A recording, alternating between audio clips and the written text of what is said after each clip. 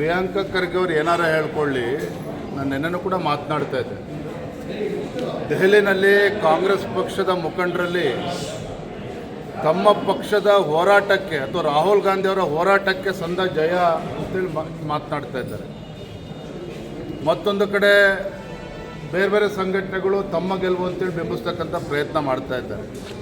ವಾಸ್ತವಿಕ ಸತ್ಯ ಏನು ಅಂತ ಹೇಳಿದ್ರೆ, ಗೌರವಾನ್ವಿತ ಧರ್ಮೇಂದ್ರ ಪ್ರಧಾನ್ರವರು, ಮಾಜಿ ಸಚಿವರು ಏನಿದ್ದಾರೆ, ಉನ್ನತ ಶಿಕ್ಷಣ ಸಚಿವರು, ಏನು ನೀಟ್ ವಿಚಾರವನ್ನು ತೆಗೆದುಕೊಂಡು ದೇಶದಲ್ಲಿ ಒಂದು ಅರಾಜಕತೆ ಸೃಷ್ಟಿ ಮಾಡೋದಕ್ಕೆ ಕೆಲವು ಪಟಭದ್ರ ಶಕ್ತಿಗಳು ಏನು ಹುನ್ನಾರವನ್ನು ನಡೆಸಿದ್ರು. ಅದಕ್ಕೆ ಇತಿಶ್ರೀ ಹಾಡಬೇಕು, ಅದಕ್ಕೆ ಅವಕಾಶನ ಕೊಡಬಾರ್ದು, ಮತ್ತು ಪಾರದರ್ಶಕವಾಗಿ ತನಿಖೆ ಆಗಬೇಕು, ಏನು ಪ್ರಧಾನಮಂತ್ರಿಗಳ ಇಚ್ಛೆ ಇದೆ, ತನಿಖೆ ಆಗಬೇಕು, ಎಲ್ಲ ವಿಚಾರವನ್ನು ಕಣ್ಮುಂದೆ ಇಟ್ಕೊಂಡು ಧರ್ಮೇಂದ್ರ ಪ್ರಧಾನ್ ಅವರು ರಾಜೀನಾಮೆ ಕೊಟ್ಟಿದ್ದಾರೆ.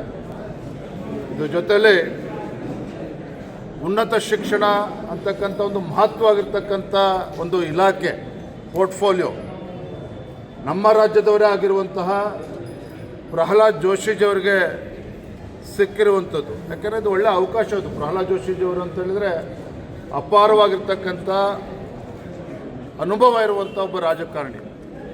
ಹಿಂದೆ ಪಾರ್ಲಿಮೆಂಟ್ ಅಫೇರ್ಸನ್ನು ಕೂಡ ನಿಭಾಯಿಸಿದ್ರು, ಬೇರೆ ಬೇರೆ ಇಲಾಖೆಗಳನ್ನು ನಿಭಾಯಿಸಿರ್ತಕ್ಕಂಥ ಒಂದು ಅನುಭವ ಕೂಡ ಇವತ್ತು ಮಾನ್ಯ ಪ್ರಹ್ಲಾದ್ ಜೋಶಿಜಿ ಅವ್ರಿಗೆ ಇರುವಂಥದ್ದು. ನನಗೆ ಸಂಪೂರ್ಣ ವಿಶ್ವಾಸ ಇದೆ, ಇಂಥ ಮಹತ್ವವಾಗಿರ್ತಕ್ಕಂಥ ಇಲಾಖೆ ಏನು ಇಡೀ ದೇಶದಲ್ಲಿ ಉನ್ನತ ಶಿಕ್ಷಣ ಒಂದು ಇಲಾಖೆ ಬಗ್ಗೆ ಚರ್ಚೆ ಆಗ್ತಾ ಇದೆ, ಇದನ್ನು ಇನ್ನೂ ಸುಗಮವಾಗಿ ಸರಿದಾರಿಯಲ್ಲಿ ತೆಗೆದುಕೊಂಡು ಹೋಗ್ತಕ್ಕಂಥ ಕೆಲಸವನ್ನು, ಸುಧಾರಣೆಗಳನ್ನು ಮಾಡುವಂಥ ಕೆಲಸವನ್ನು ಗೌರವಾನ್ವಿತ ಪ್ರಹ್ಲಾದ್ ಜೋಶಿಜಿ ಅವರ ನೇತೃತ್ವದಲ್ಲಿ ಆಗ್ತದೆ ಅನ್ನೋ ಸಂಪೂರ್ಣ ವಿಶ್ವಾಸ ನಮಗೂ ಇದೆ. ಅದರ ಲಾಭ ದೇಶಕ್ಕೂ ಆಗ್ತದೆ, ಕರ್ನಾಟಕ ರಾಜ್ಯಕ್ಕೂ ಕೂಡ ಆಗ್ತದೆ.